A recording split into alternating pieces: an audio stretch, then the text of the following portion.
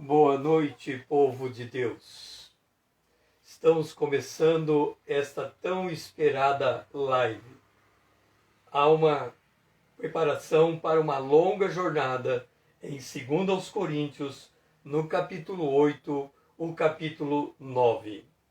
Eu estou aqui, neste momento, me propondo a fazer uma exposição desses dois capítulos para responder a um questionamento. Alguns anos atrás, mais precisamente em 2012, um pastor fez um desafio. Ele disse assim: pegue uma caneta e um caderno e anote. Eu vou mostrar os versículos que provam que, segundo aos Coríntios, capítulo 8 e capítulo 9, trata de prosperidade.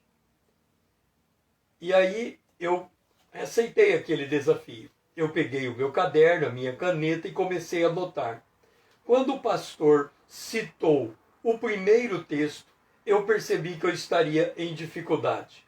À medida em que ele foi acrescentando textos na Bíblia, tudo na lista, textos na lista, tudo parecia provar que, segundo aos Coríntios, capítulo 8 e capítulo 9, tratava de prosperidade. Eu fiz aquela lista, guardei e esperei alguns meses. Então pensei comigo, eu vou fazer eu mesmo a minha lista. Vou ler o texto de 2 aos Coríntios 8 e 9 e vou anotar tudo o que diz respeito à prosperidade.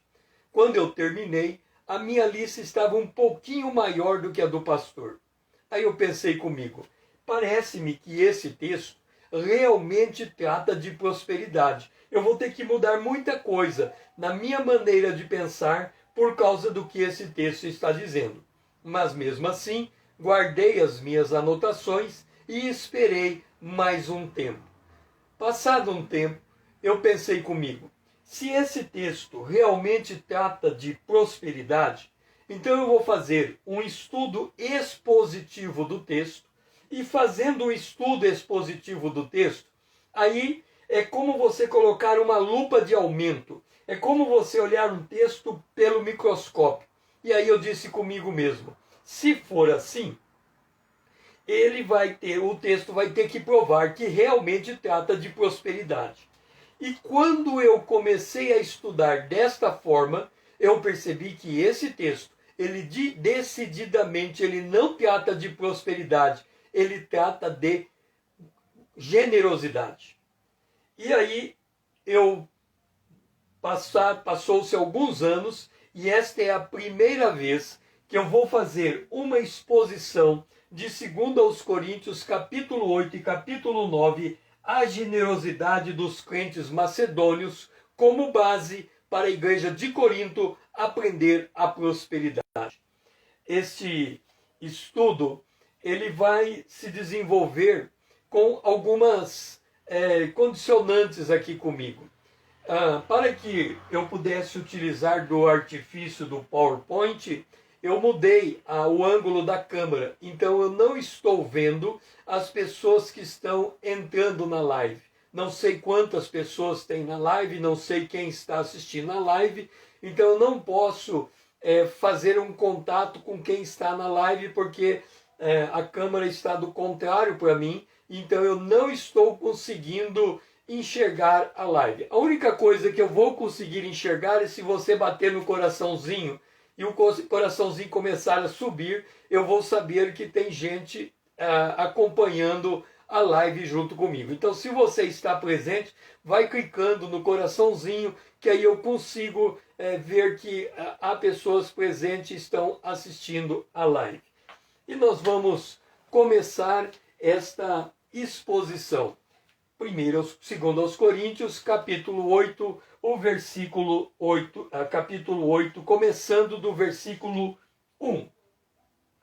Este primeiro verso, ele diz assim: também, irmãos, vos fazemos conhecer a graça de Deus concedida às igrejas da Macedônia, porque no meio de muita prova de tribulação, manifestaram abundância de alegria e a profunda pobreza deles superabundou em grande riqueza da sua generosidade.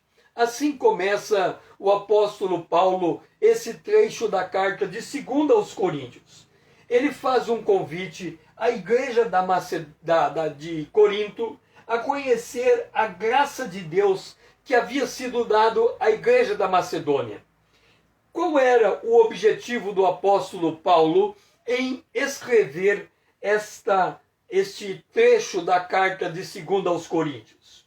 O objetivo de Paulo era instruir os crentes de Coríntios sobre a generosidade por meio do testemunho da igreja da Macedônia e também por meio do exemplo de Cristo Jesus.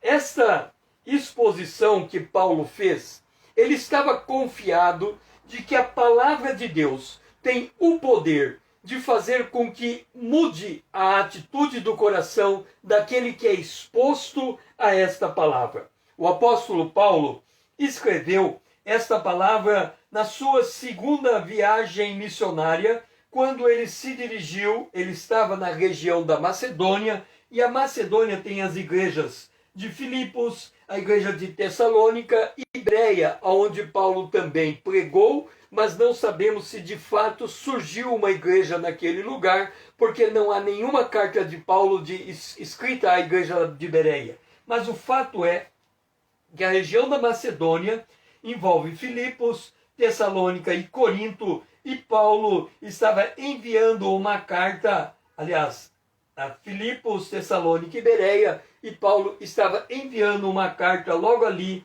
na cidade de Corinto.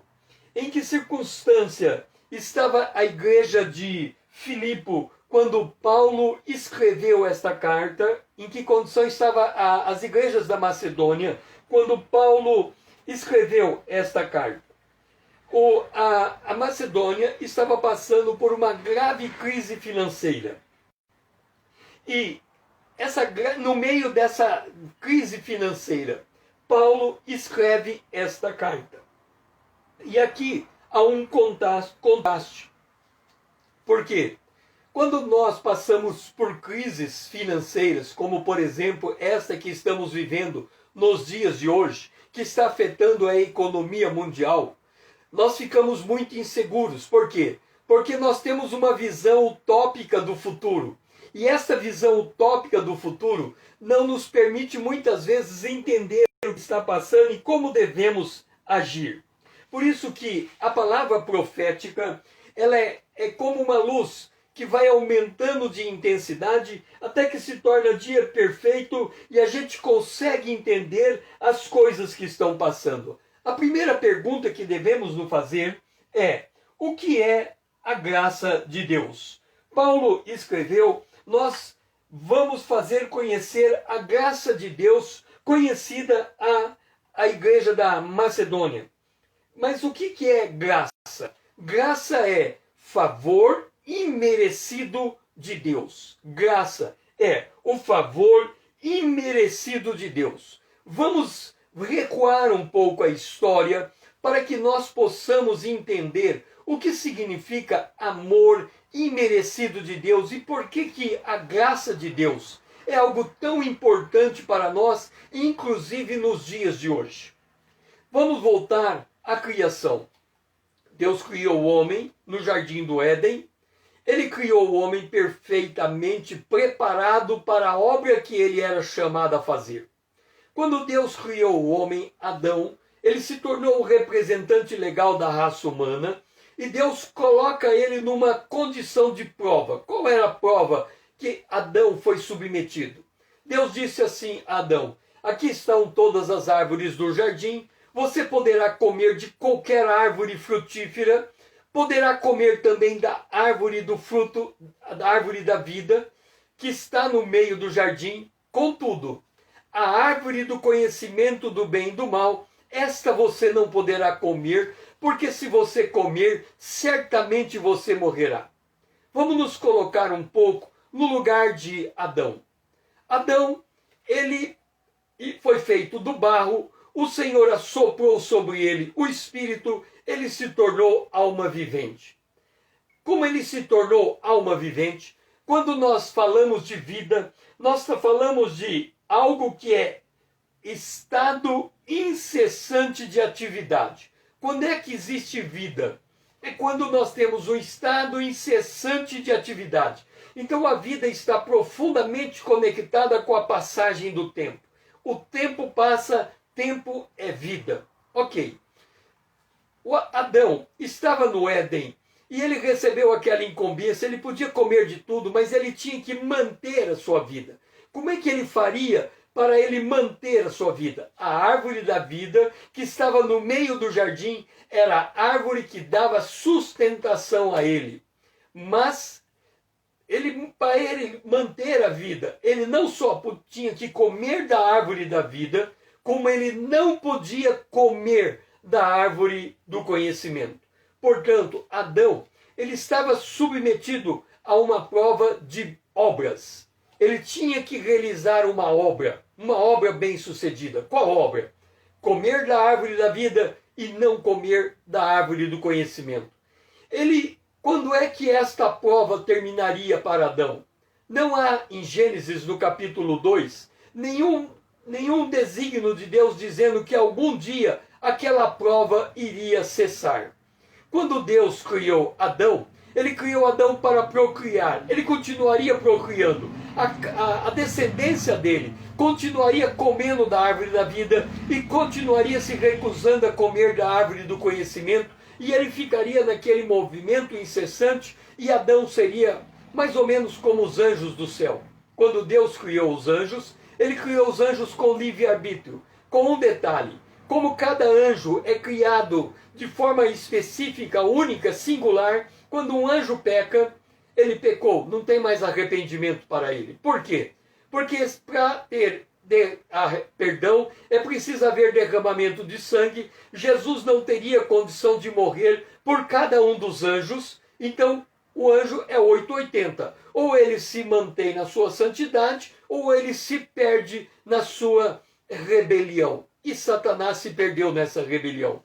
Adão também poderia se perder na desobediência. Ele tinha que se manter perfeitamente obediente, comendo da árvore da vida, se negando a comer da árvore do conhecimento para perpetuar a sua vida. O fato é que um dia a mulher, seduzida pela serpente, ela olhou para a árvore da vida, achou que ela era boa no paladar, agradável à vista, boa para dar entendimento, e ela foi e comeu, deu a Adão, ele comeu também, e ali, naquele instante, abriram-se os seus olhos como escamas, eles perderam a glória de Deus, eles viram sua própria nudez, porque eles estavam cobertos da glória de Deus, eles viram sua própria nudez, e ao enxergar a sua própria nudez, eles se perceberam em separação de Deus. A morte entrou no jardim do Éden e eles espiritualmente morreram. Quando Deus chega naquele dia para os visitar, eles haviam fugido da presença de Deus. Eles fugiram da presença de Deus e ao fugir da presença de Deus, eles perderam o modo como se aproximar novamente do Senhor. O juízo foi decretado. O salário do pecado é a morte. Deus teve então que expulsar o primeiro casal do jardim do Éden, e eles entraram na terra e junto com essa nova condição em que eles passaram, a morte entrou no mundo e a morte tomou conta da sua descendência. Desde Adão, a morte é o salário dado a todo ser humano que vive. Nós nem precisamos perguntar a um homem qual é o seu pecado. Basta perguntar, algum dia você vai morrer? E ele vai dizer, sim, vou morrer. Como o salário do pecado é a morte, por lógica, ele é um pecador, ele tem muitos pecados, porque essa é a condição do homem caído, ele perdeu a glória de Deus. Mas o Senhor fez uma reversão. Mesmo a Adão ele disse que da semente da mulher haveria de nascer aquele que pisaria a cabeça da serpente. Então, havia uma promessa da vinda do Redentor. Já no jardim do Éden, essa promessa se fazia presente. É interessante nós notarmos uma coisa a respeito do modo como Deus salva o pecador. O apóstolo Paulo, escrevendo aos Romanos no capítulo 10, ele diz que nós temos que ouvir a palavra, crer no coração e confessar com a boca. Ouvir, crer e confessar. Ouvir a palavra de Cristo, crer no coração e confessar com a boca. Naquele dia, no jardim do Éden, Deus chegou para Adão e disse: por que você fez isso? Quem te levou a comer da árvore proibida? Ele disse: foi a mulher. Deus chegou à mulher: por que você fez isso? Quem te levou a comer da árvore proibida? Ela disse: foi a serpente. E aí, quando chegou a serpente, ele disse à serpente, Gênesis, capítulo 3, o versículo 15. Ele disse: por que você comeu da árvore proibida? Aliás, por que você... Vamos lá, Gênesis, capítulo 3, o versículo de número 15. Assim, 15. Porém, inimizade entre ti e a mulher, entre a tua descendência e o seu descendente, este te ferirá a cabeça e tu lhe ferirá o calcanhar. Ali estava a promessa do Redentor. A serpente ia morder o calcanhar do Redentor, portanto ia levá-lo à morte, mas na morte do Redentor ele pisaria a cabeça da serpente e haveria vitória. E esse Redentor viria do ventre de mulher. Adão ouviu aquela palavra. Ele estava ali no jardim do Éden, então ele ouviu Deus falando com a serpente. Tanto é que nós temos o registro que veio de forma oral, depois temos o registro escrito. E o que fez Adão? Quando a mulher lhe foi dada, o nome dela era varoa. A varoa comeu do fruto proibido, deu para Adão e ele comeu também. Mas depois que Adão ouviu aquela palavra, ele diz assim: espera lá, a mulher que comeu essa árvore, do ventre dela vai sair um que vai pisar a cabeça da serpente e vai nos trazer salvação.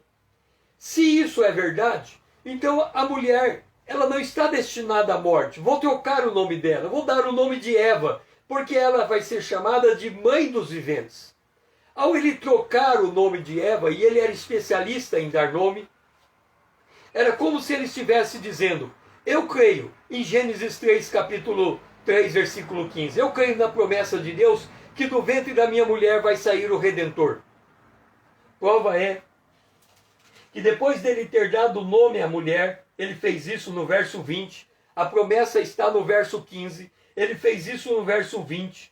Quando chegou no verso de número 21, um verso depois dele ter trocado o nome da mulher para Eva, Deus lhe veste com peles de animais. Ele tinha, ao cair em pecado, se vendo nu, se vestido de roupa de flores, de folhas de figueiras. Mas quando Deus se apresenta, ele se enxerga nu. Por quê? A cobertura que o homem faz, a sua justiça própria, os seus bens, a sua obra, isto não lhe dá salvação. Então, o que aconteceu? Ele vai, Adão, ele troca o nome, recebe, e a partir dali, a partir da morte de uma vítima inocente, Deus salva o pecador. Ali, naquele momento em que o sangue foi derramado ainda no jardim do Éden, ficou instituído a salvação. É claro que tivemos que percorrer todo o Antigo Testamento para nós entendermos que Jesus viria como o Cordeiro de Deus que tira o pecado do mundo. De forma que o apóstolo Paulo, ele escreveu em Efésios capítulo 2, o versículo 8 e 9. Porque pela graça sois salvos mediante a fé, e isso não vem de vós, é dom de Deus, não de obra, para que ninguém se glorie. Aqui surge a graça. A nossa salvação, ela não vem de obra. Ela vem pela graça. Pela graça somos salvos. Então, quando nós entendemos que a morte de Jesus foi uma morte sacrificial por nós, nós o recebemos como Senhor e Salvador, E neste momento, tudo, por que nesse momento se preenche um grande vazio que existe dentro de nós? E qual é esse vazio? Também pôs Deus a eternidade no coração do homem. Eclesiastes capítulo 3, o versículo 11. Deus colocou esse vazio dentro do homem que só pode ser preenchido mediante a graça de Deus. E a graça de Deus, ela tem um movimento bidirecional. Ela representa o amor de Deus em favor da humanidade, mas ela responde ao anseio do homem para retornar a Deus. Religião é religar o homem com Deus. O homem não consegue fazer esse movimento, mas ele tem este vazio. E quando esse vazio lhe é preenchido, em João capítulo 12, o verso 32, 33 é dito: E eu, quando for levantado da terra, atrairei todos a mim mesmo. Isso dizendo do gênero de morte que ele haveria de ser salvo. Jesus é a manifestação da graça de Deus. Ele foi levantado. E quando ele é levantado, ele atrai as pessoas até ele. Jesus, certa feita, diz em João capítulo 15, versículo 13: Ninguém tem maior amor do que esse, dar a sua vida por seus amigos. O que acontece quando nós somos tocados por esse amor? A gente pergunta, o que é que nós faremos? Quando Pedro, ele fez a exposição da graça de Deus, a multidão, Atos capítulo 2, a multidão que ali estava, ela queria se apropriar daquelas palavras de salvação, e elas se perguntaram, como é que nós podemos ser salvos? E Pedro responde, arrependei-vos, e cada um de vós seja batizado em nome de Jesus Cristo para a remissão dos vossos pecados, e recebereis o dom do Espírito Santo. 3 são as condicionantes para que nós sejamos salvos. Arrependimento, reconhecer que a nossa vida está centrada em nós mesmos e nós precisamos fazer a nossa vida voltar-se para Deus. Ser batizado, integrando no corpo de Cristo, se tornando parte do corpo de Cristo e recebendo o dom do Espírito Santo. Na verdade, deixe-me contar uma situação aqui.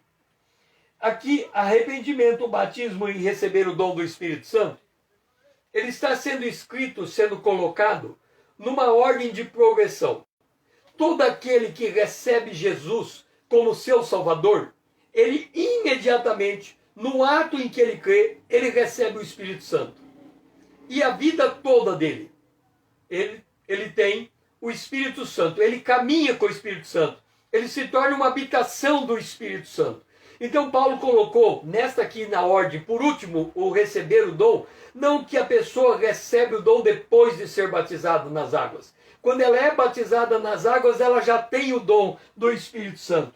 Mas Paulo colocou no sentido de que ele crê processualmente, por ele crer, ele se deixa batizar nas águas, dando o seu testemunho público de que ele está morrendo para o mundo e vivendo agora para Deus. E depois que ele deu o seu testemunho público, fazendo parte do corpo de Cristo local, da igreja local, ele vive daí para frente, quer dizer, desde a hora em que ele recebeu Jesus, mas principalmente da hora em que ele se integrou na igreja local, dali para frente, ele faz parte do corpo de Cristo local. Quando ele recebeu Jesus, ele era parte da igreja universal. Mas quando ele se deixou batizar, ele se tornou parte do corpo de Cristo local. E aí continua. E o que acontece quando nós entregamos a nossa vida para Jesus Cristo?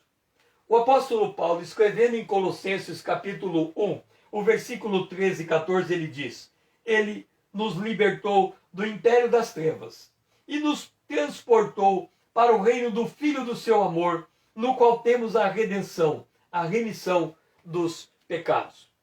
Isto é algo sumamente importante para nós. Entenda uma coisa.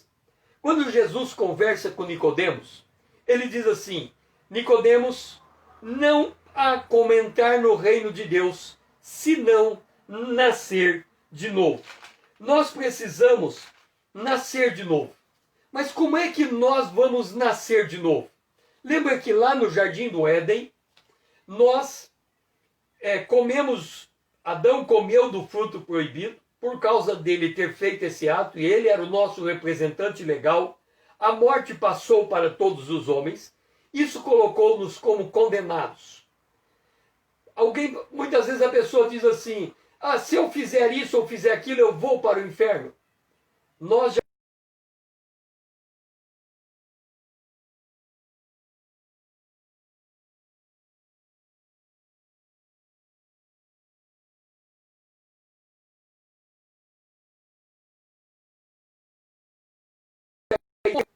a sentença foi decretada. Agora, Deus precisava de uma vítima inocente. Alguém que pudesse resgatar a santidade de Deus e a palavra de Deus, de forma que ele pudesse pagar o preço da redenção. E qual seria este pagamento? Uma vítima inocente teria que morrer. Jesus assume o papel dessa vítima a partir do momento em que ele se coloca como o Cordeiro de Deus que tira o pecado. E ao ele morrer, ele morre no nosso lugar, ele morre por causa do nosso pecado, ele morre por causa do castigo que nós merecíamos. É como se Deus pegasse tudo que ele tinha contra nós e descarregasse em Jesus Cristo, e Jesus Cristo vai à morte. Só que, quando nós, pela fé, nos identificamos com Jesus na sua morte, a morte dele se torna a nossa morte. Nós morremos quando Cristo morreu. Ao terceiro dia, Jesus ressuscitou. Quando ele ressuscita no terceiro dia, ele nos justifica perante Deus. Por que que ele nos justifica?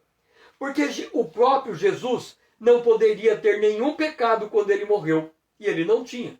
Ele nasceu santo, ele viveu em santidade e ele morreu em santidade. Nunca houve nenhum delito na sua boca. Ele praticou todas as obras de Deus perfeitamente. Ele cumpriu todos os requisitos que Deus cobrou do ser humano. Ele era o nosso representante legal, conhecido como segundo Adão.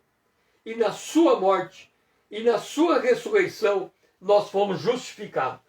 Quando fomos justificados, ele nos tira do reino das trevas. Nós estávamos mortos e nos transporta para o reino de Deus.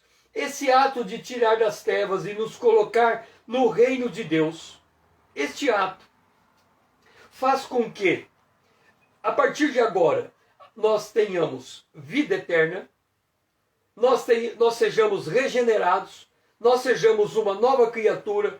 Nós somos já declarados justos, declarados santos e temos um novo coração, um novo espírito. Foi tirado de nós o coração de pedra, dado um de carne. O espírito passou passou a fazer habitação em nós. Ele nos selou. Estamos reservados para a redenção de Deus. Por isso nós estamos agora no reino do Filho do amor de Deus. E o que Deus fez de nós? Ele nos tornou casa espiritual, para oferecermos sacrifícios espirituais agradáveis a Deus. Ele nos tornou casa espiritual para nós oferecermos sacrifícios agradáveis a Deus. O que significa isso? Vida é passagem de tempo.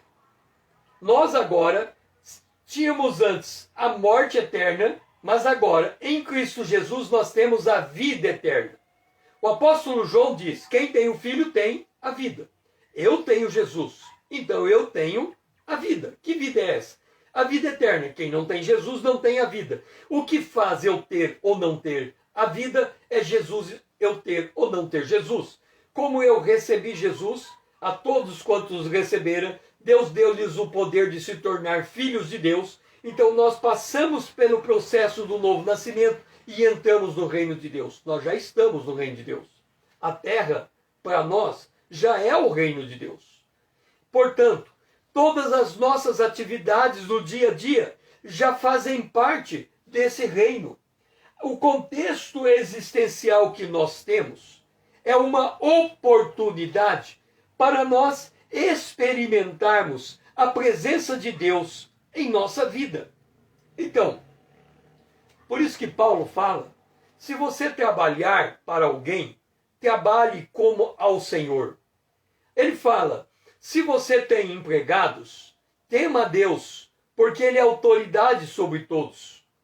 Ele fala, mulher, seja submissa ao teu marido, como ao Senhor. Ele fala, marido, ame a tua esposa, como ao Senhor. Ele fala, filhos, obedeça os seus pais, para que se prolongue os seus dias na terra. Então, todos os nossos relacionamentos, eles têm como diretriz o Senhor. É como se o Senhor fosse um grande eixo.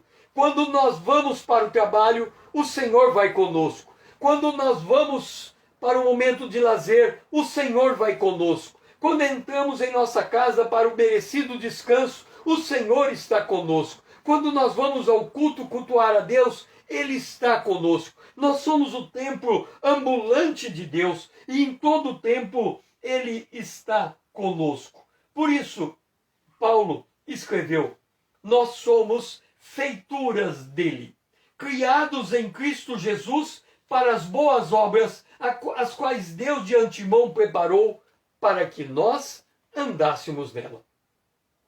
Toda e qualquer atividade humana é uma oportunidade para praticarmos uma boa obra para o Senhor. Esta é a tônica da graça de Deus. Então, quando Paulo fala à igreja de Corintos, para ele conhecer a graça que tinha sido dada à igreja da Macedônia, ele está fazendo essa conexão de que, de alguma maneira, a igreja de Macedônia, ela adquiriu consciência de todas estas verdades e isso impactou no seu dia a dia. Todas estas verdades. Sigamos. O apóstolo Paulo, ele diz que o Senhor nos deu vida, estando nós mortos nos nossos delitos e pecados.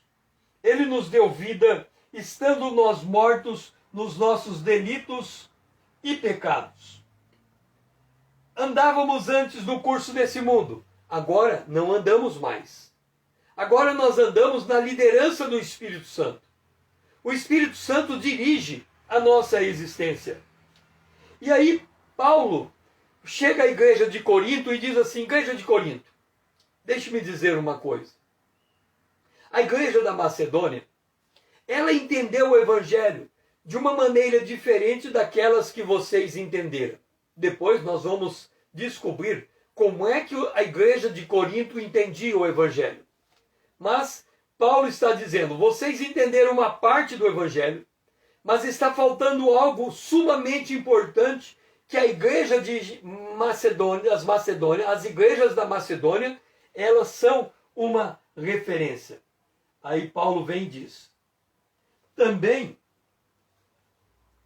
aos coríntios, irmãos, vos fazemos conhecer a graça de Deus concedida às igrejas da Macedônia.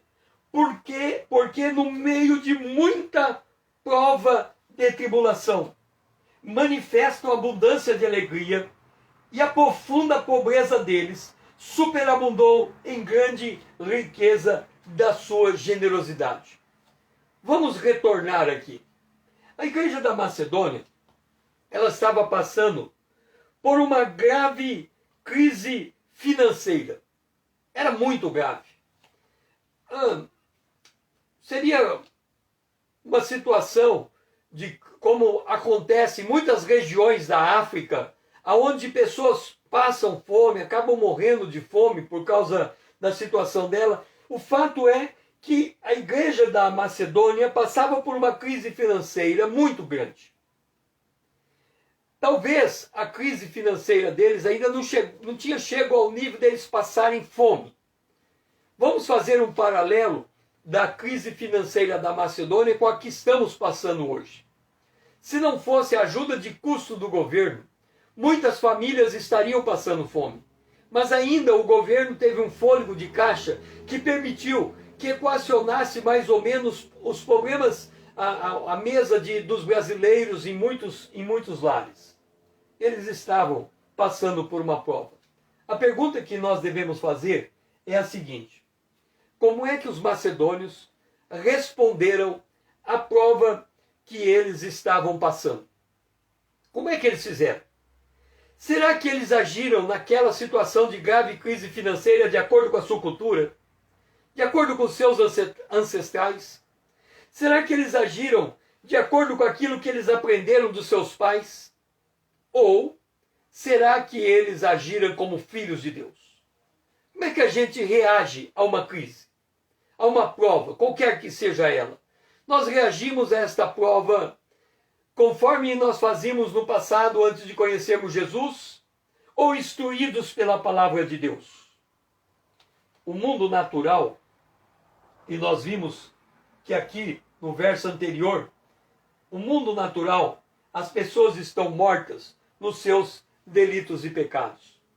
E porque elas estão mortas nos seus delitos e pecados, elas andam segundo o príncipe da potestade do ar, do espírito que agora atua no espírito da desobediência. É assim que eles andam. Eles andam com a perspectiva da morte. O homem é nascer, crescer, viver e morrer. O autor aos Hebreus diz que eles andam por causa da morte, da perspectiva da morte, escravo do pecado. E o que é ser escravo do pecado? Acho que vocês já ouviram essa expressão. Alguém dizer assim: já que eu vou morrer mesmo, eu tenho que aproveitar a vida. Então, já que eu vou morrer mesmo, eu vou fazer tudo aquilo que ele sabe inconscientemente desagrada a Deus. Mas a perspectiva da morte, já que eu vou morrer, então eu vou viver dessa maneira. O fato é que nós fomos tornados o templo do Espírito Santo. Segundo aos Coríntios 3,18, fala que nós somos transformados de glória em glória como na imagem de Cristo pelo Espírito Santo. E nessa condição, o Espírito Santo está para nos ensinar acerca de Jesus. E nós somos templo vivente de Deus. Como é que vamos responder? A igreja de Tessalônica, elas responderam à tribulação com alegria. Elas responderam à pobreza com generosidade. Esta foi a atitude da igreja da Macedônia. José no Egito. O mundo, ele passa por ciclos. E quando José foi para o Egito, ele preparou o Egito para o povo de Deus vir até o Egito, porque haveria 7 anos de fartura e depois 7 anos de fome. Nós tivemos a depressão de 1929. Nós tivemos a bolha imobiliária de 2008. Nós temos agora a pandemia em 2020. E as condições financeiras, elas caíram sobre nós. Como é que nós vamos responder a esta crise? Os macedônios responderam com alegria e com generosidade. Por que eles responderam dessa forma? Porque eles perceberam que o sofrimento existencial que eles estavam submetidos era uma oportunidade de experimentar parte do sofrimento de Jesus Cristo por nós. Vou dizer de novo. Os crentes da Macedônia, ao enxergar, ao passar por aquela prova financeira terrível, aquela crise econômica, eles entenderam que aquele momento de crise lhes permitia entender um pouco do sofrimento que Jesus teve na cruz. Vamos lá. Filipenses capítulo 1, verso 29. Isto é escrito à igreja de Filipe. A igreja de Filipe fica na Macedônia. Paulo escreveu: porque vos foi concedido a graça de padecerdes por Cristo e não somente crer neles. Aqui nós descobrimos alguma coisa da igreja de Corinto. Por isso que Paulo está trazendo os macedônios de exemplo.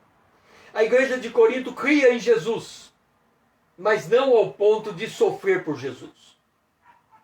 Muitos creem em Jesus, mas não ao ponto de suportar o sofrimento por causa de Jesus. Diferente a igreja da Macedônia. Ela enxergou em Jesus, na situação que ele viveu. Lembra na hora em que ele estava morrendo e que o pai o desamparou? E ele disse: Eli, Eli, lama sabachthani, meu Deus, por que me desamparaste?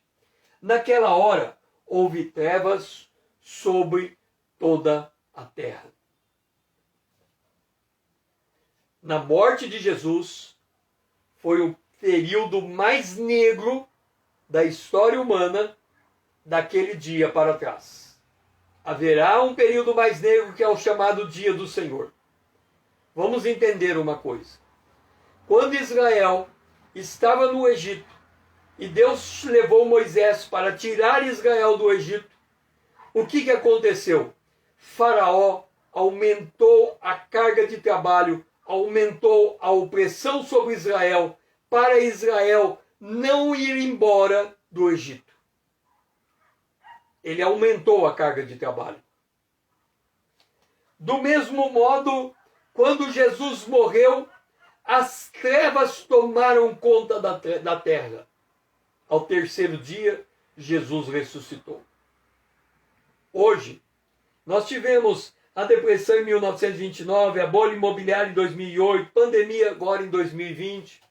Nós já tivemos momentos tão difíceis quanto esse no passado. A Segunda Guerra Mundial, a Primeira Guerra Mundial. De tempo em tempo, a história humana é submetida a essa condição em que nós estamos vivendo como hoje. Há uma diferença. O mundo nunca viveu uma crise nesse nível global como nós estamos vivendo. O Mandetta, ex-ministro, ele disse: esta é uma crise que ela não só afeta a vida, como ela abala o sistema de saúde, o sistema econômico, o sistema financeiro, a vida social das nações. A pandemia nos isolou. Pode ser que é como se nós estivéssemos sendo preparados para irmos embora da terra. Se nós estivermos apaixonados pela terra, quando tocar a trombeta não vamos querer subir. Mas olhando para esse cenário, a gente percebe as trevas tomando conta da terra. E como percebemos isso? As leis humanas hoje estão impedindo a pregação do Evangelho, estão tirando as coisas de Deus de dentro das escolas, estão tirando as coisas de Deus dos lugares públicos, de forma que o homem está refém à sua própria ignorância de Deus. As trevas estão adensando. E a igreja da Macedônia, naquela crise econômica, ela entendeu de que ela estava seguindo os passos de Jesus. Mas quais eram os passos de Jesus? Jesus disse: se alguém quer vir após mim, negue-se a si mesmo, tome a sua cruz e siga. Se alguém quer vir após mim, a igreja da Macedônia estava indo após Jesus, estava suportando os sofrimentos em menor grau como Jesus suportou. Toda forma de sofrimento vem sobre nós. O apóstolo Pedro, para explicar isto, que toda prova que estamos submetidos tem algo a ver com a nossa natureza espiritual, ele diz: não estranhe a ardente prova que vem sobre você, como se coisa estranha estivesse acontecendo com você. Antes se alegre, porque sobre você repousa a glória de Deus. Note, você está passando por uma prova, não é pessoal. Acontece que dentro de você tem um tesouro muito precioso. E o inimigo está na redondeza. Ele anda ao redor de nós buscando a quem possa tragar. E quando ele enxerga uma brecha, ele entra de cabeça contra nós. Ele tenta nos desmotivar a permanecer firme com Deus. É isso que acontece quando passamos por uma prova. E os macedônios, eles tinham consciência que o objetivo final daquela crise econômica que eles estavam passando era para tirar a alegria deles, era para tirar a generosidade do coração deles.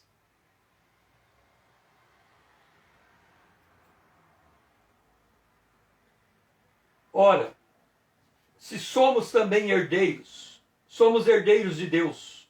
Se com Ele, com Cristo sofremos, também com Ele seremos glorificados. A crise financeira que nós passamos, a crise, qualquer tipo de prova que nós passamos, só tem um objetivo: saber o que há dentro de nós. Aqui eu tenho um vaso. Se eu colocar uma coisa nesse vaso, aqui dentro, você não saberá o que tem aqui dentro, porque você não consegue ver da posição em que você se encontra. Se você olhasse por cima, iria enxergar, mas na posição que você está vendo esse vaso, você não encontra. Nós somos esse vaso. Dentro desse vaso tem um tesouro muito especial, é o Espírito Santo. Agora eu pergunto, como é que as pessoas em nossa volta, olhando para o vaso, vão descobrir qual é o tesouro que tem dentro do vaso? Sem que eu vire o vaso, eu permaneça com o vaso na mesma posição. A única forma de você enxergar o que tem desse vaso é se o vaso quebrar, se o vaso se partir. Se o vaso se partir, o que é que vai sair do vaso? A crise econômica quebrou o vaso dos macedônios. E quando ela quebrou, o que saiu deles foi a generosidade.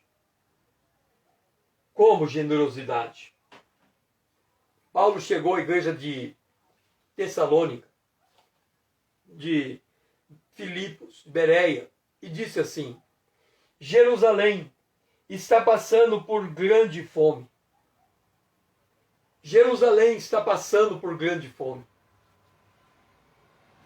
Eles precisam de ajuda financeira para matar a fome deles. Vocês podem levantar recursos financeiros para ajudar a igreja de Jerusalém? A igreja da Macedônia enxergou o seguinte. João 4, 22. A salvação vem dos judeus. A salvação vem dos judeus.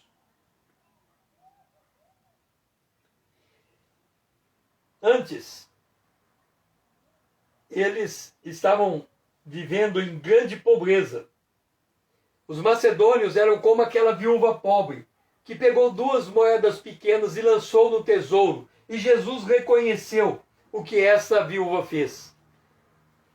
Havia uma certa similaridade de pobreza entre essa viúva e a região da Macedônia. Eles estavam enfraquecidos financeiramente.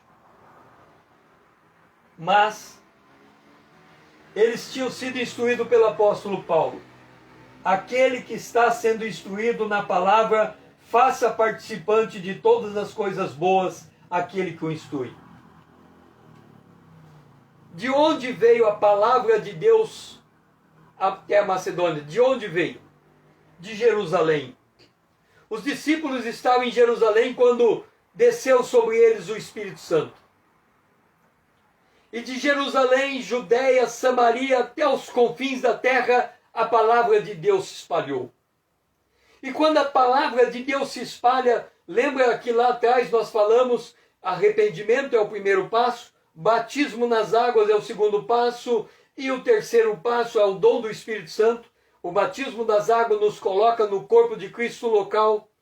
A igreja da Macedônia se via intimamente ligada com a igreja de Jerusalém, espiritualmente ligada. É como um corpo. E quando nós temos um corpo, quando um sofre, todos sofrem. Quando um se alegra, todos se alegram. E eles não podiam continuar com a vida deles na sua zona de conforto, sabendo que Jerusalém estava passando fome. A igreja da Macedônia tomou a atitude de compartilhar dos seus recursos financeiros para a igreja de Corinto.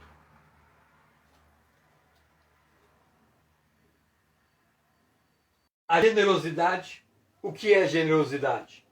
É uma virtude, uma qualidade altamente desejável e correta. A generosidade expressa a capacidade do indivíduo lidar com recursos financeiros de modo equilibrado. A generosidade, o generoso, por outro lado, tem prazer em ajudar o outro, mesmo à custa do seu próprio sacrifício.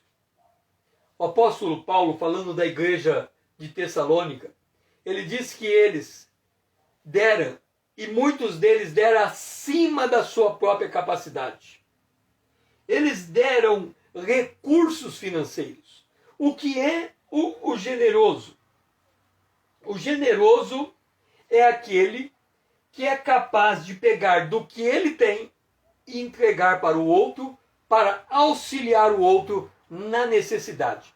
Mas vamos entender o que é generosidade. Generosidade não é fazer uma oferta na igreja simplesmente, é hora de oferta, está aqui meu dinheiro. Isso não é generosidade. Generosidade não é você parar no trânsito, alguém bater na porta, na janela, você pegar o seu dinheiro e entregar para ele. Isso não é generosidade. Generosidade, ela é uma atitude que demonstra a capacidade do indivíduo lidar com seus recursos financeiros de modo equilibrado. Como funciona isso? Primeiro, o generoso, para dar do seu recurso para alguém, ele tem critérios. Ele tem critérios. Primeiro ele quer conhecer a realidade daquela pessoa. Qual é a situação dela? Quanto de dinheiro ela precisa? Ela precisa de dinheiro para pagar uma conta de luz. Qual é o valor da conta de luz?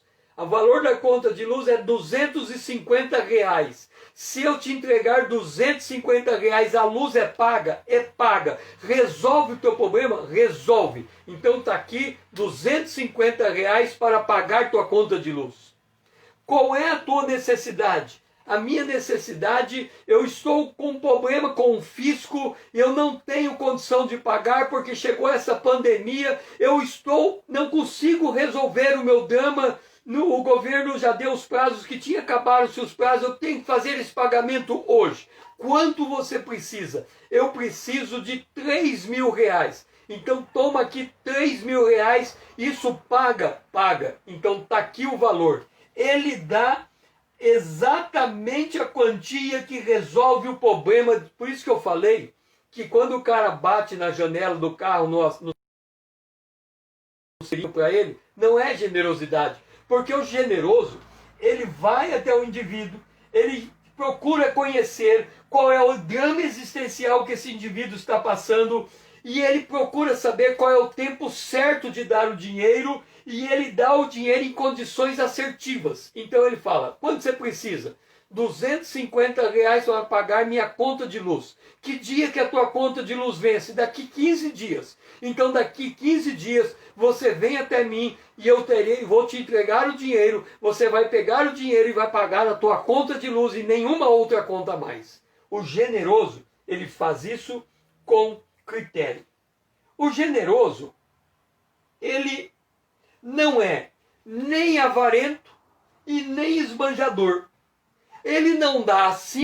Tem um amigo que ele encontrou alguém que para resolver o problema dele tinha que construir uma casa. mas ele não tinha condição de ele próprio construir aquela casa. O que ele fez? Ele se articulou com um grupo de pessoas, levantou a quantia exata necessária para a construção daquela casa, e aquele grupo de pessoas abraçaram aquela causa e eles entregaram a casa construída para aquela pessoa morar. Isto é a característica do generoso.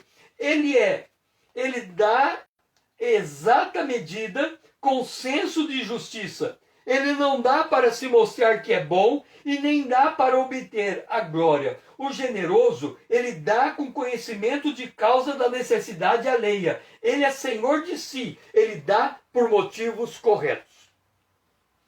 Por isso que eu falei que oferta na igreja necessariamente não é generosidade. Porque você está dando sem saber para onde o recurso está indo. Você não sabe se o seu recurso é suficiente ou não. Agora, se você está numa igreja bem estruturada e ela tem, olha, vou ajudar essa instituição ela precisa disso para manter a sua atividade, você topa participar desse projeto e o dinheiro vai ser entregue a ela, e depois que o dinheiro é entregue, passado um determinado tempo, há uma prestação de conta de como aquele dinheiro foi aplicado, demonstrando que a generosidade em atender aquele projeto social cumpriu seu propósito, porque aquele projeto social tinha uma causa concreta e nós fizemos parte como corpo de Cristo daquela causa concreta. Então quem é generoso, ele abraça uma causa, ele está envolvido com uma causa, e quando ele se propõe a ser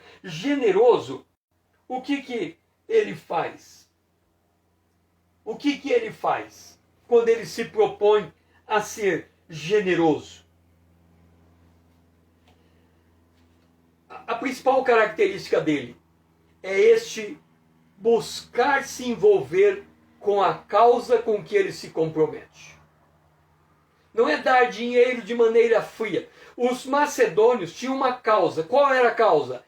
Entregar o dinheiro para alimentar a fome dos crentes em Jerusalém. Eles tinham que saber como é que eles iam levantar o dinheiro, qual é a quantia, quanto cada um ia dar. Depois de levantar a quantia, eles tinham que saber como é que eles iam transportar o dinheiro até a Macedônia. Tinha o perigo de assalto. As rodovias daquela época eram muito perigosas. Se eles não fizessem isso de maneira muito planejada, provavelmente eles seriam assaltados no meio do caminho. Então eles tinham que saber exatamente como eles iam fazer. O generoso tem essa característica. E aí vem a grande pergunta. Os judeus, os macedônios, olharam para Jerusalém e disseram: Jerusalém é a oportunidade de colocarmos a nossa generosidade em prática. Mas aí vem a pergunta: o que é que moveu o coração dos macedônios para que eles externassem a generosidade? O que é que Paulo falou aos macedônios que fez com que os macedônios tomassem esse compromisso? O que moveu os macedônios a serem generosos? Esta pergunta vai ser respondida em nossa próxima live. Nesta live, o que nós demonstramos? Que os macedônios, passando por uma grave crise financeira, ainda assim, eles tiveram a força, a ousadia de se mostrarem generosos para com a igreja que levou o evangelho até eles. E nessa generosidade, eles levantaram a quantidade de recursos que eles acharam adequada para atender a necessidade da igreja da Macedônia. Que o Senhor assim seja louvado. E que nós possamos começar a buscar o que é essa generosidade. Somos generosos. Nós temos tido oportunidade de expressar a nossa generosidade e conseguimos identificar nessas oportunidades o momento de externar a nossa generosidade. O que move o generoso? O que move o generoso? E assim encerro essa live. Que o Senhor seja louvado.